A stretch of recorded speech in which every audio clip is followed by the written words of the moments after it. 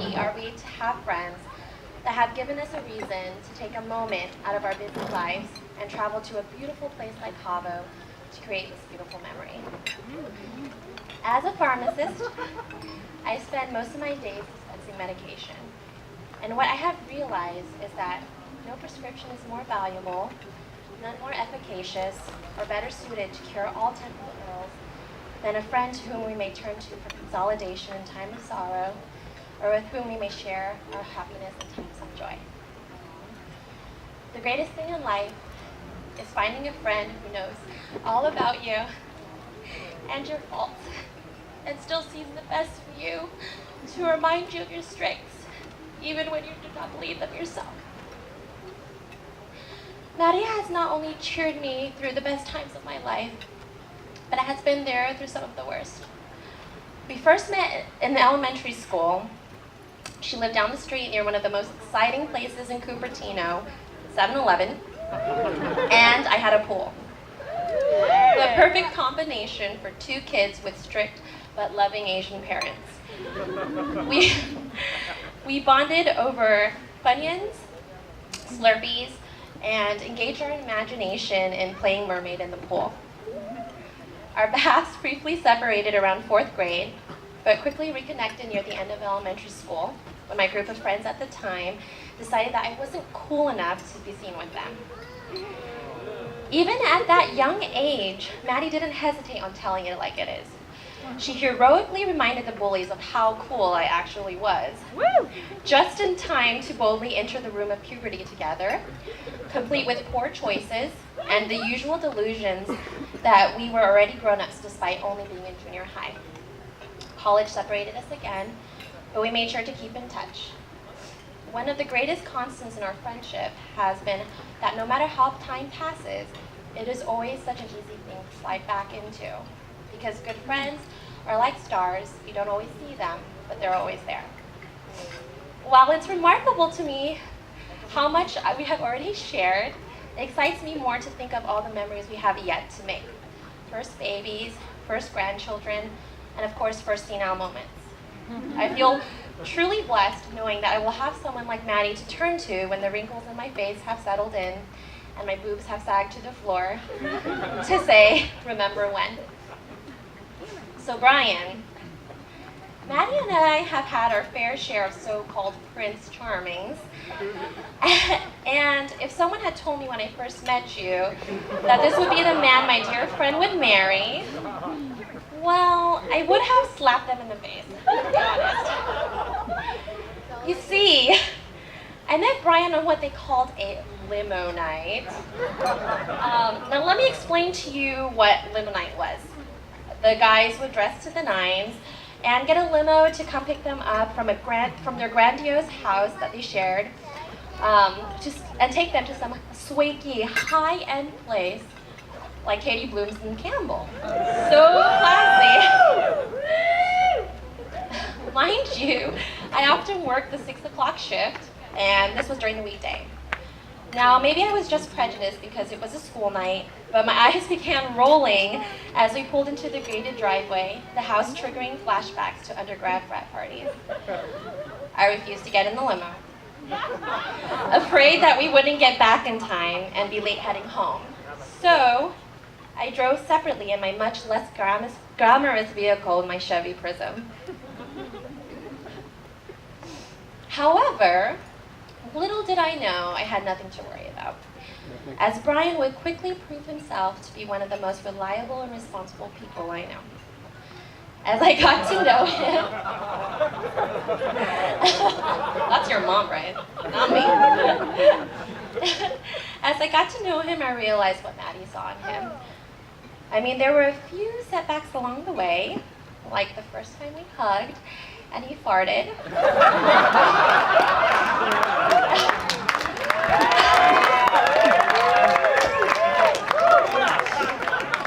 I was so shocked, I didn't even remember to let go.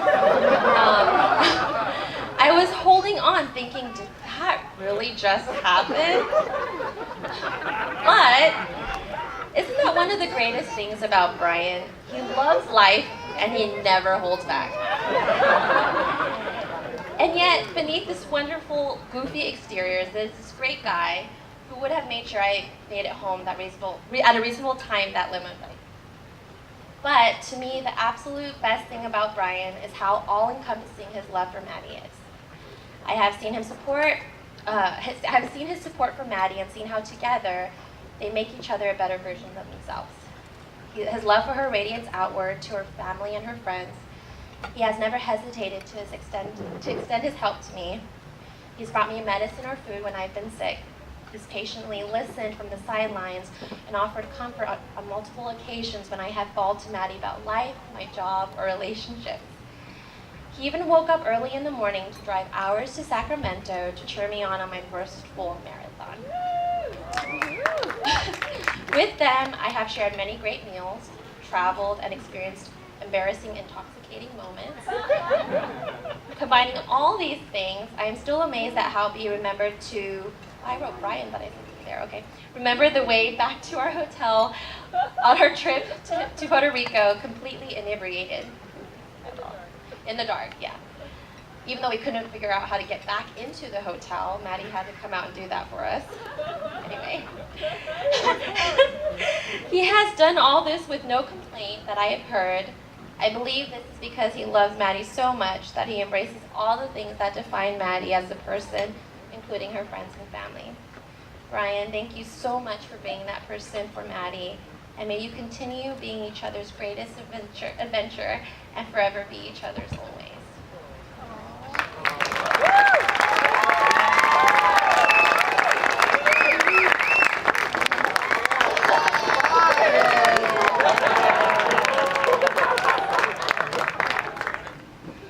All right, so as Adam said, I'm the best man with the worst voice.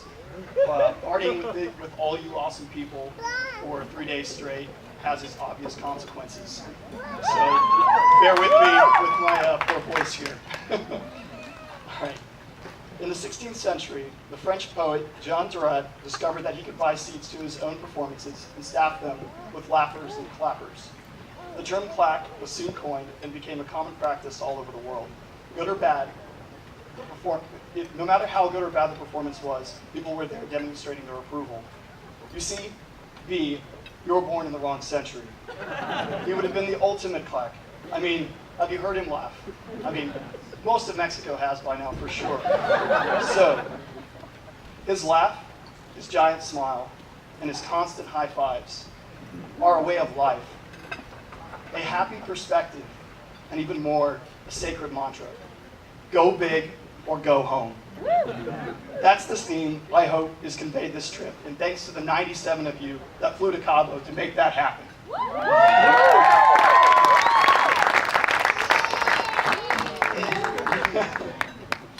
B and I didn't immediately appreciate each other, I'll be honest. He first noted me as the guy whose action it was, who never knew his action during friendly poker games while we worked at NVIDIA. I, of course, noted him as the obnoxiously loud Canadian with no shame. I was informed by his parents that he wasn't always loud. I don't actually believe that still. You're gonna have to work to convince me a little bit more. Although, quite quickly, it became apparent that I had many things to learn from B.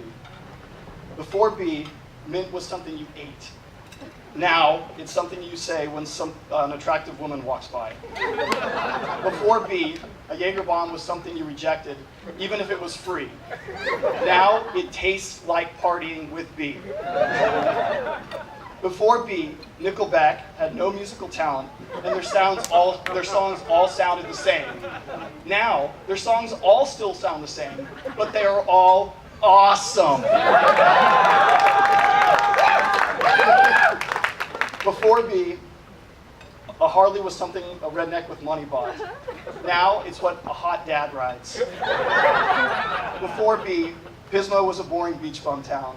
Now it's where you go to act like apes and launch beer on the ceiling. His rock star spirit aside, my favorite quality of B is that he doesn't see problems. He sees straight through to solutions. This quality not only makes him successful in his career, but also makes him the ultimate friend. It is in this gentleman's soul that he will be there for you down for anything. I know B will always face new challenges you both encounter without hesitation or reservation. MT, you're fun, witty, industrious, beautiful, and just awesome. But of all your traits, my favorite is that you let B be B. Together, you two are the exactly the right amount of ridiculous. Speaking of ridiculous, the groomsmen and friends got wind you two needed a pepper grinder.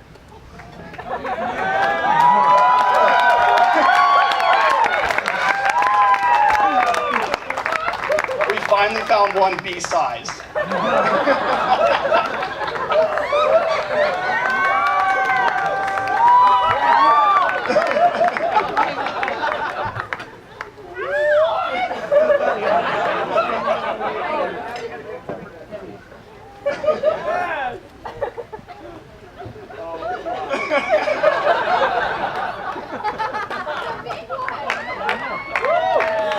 It's very practical.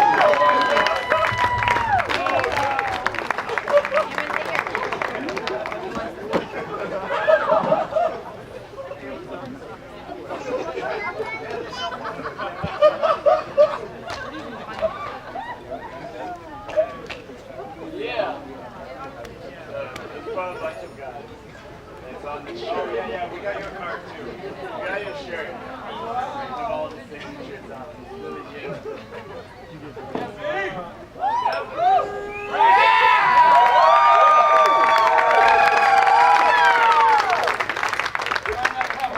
On that note, let's raise our glasses to the larger-than-life Trinh-Eyler and his amazing friend, partner in awesome, and now wife, Maid.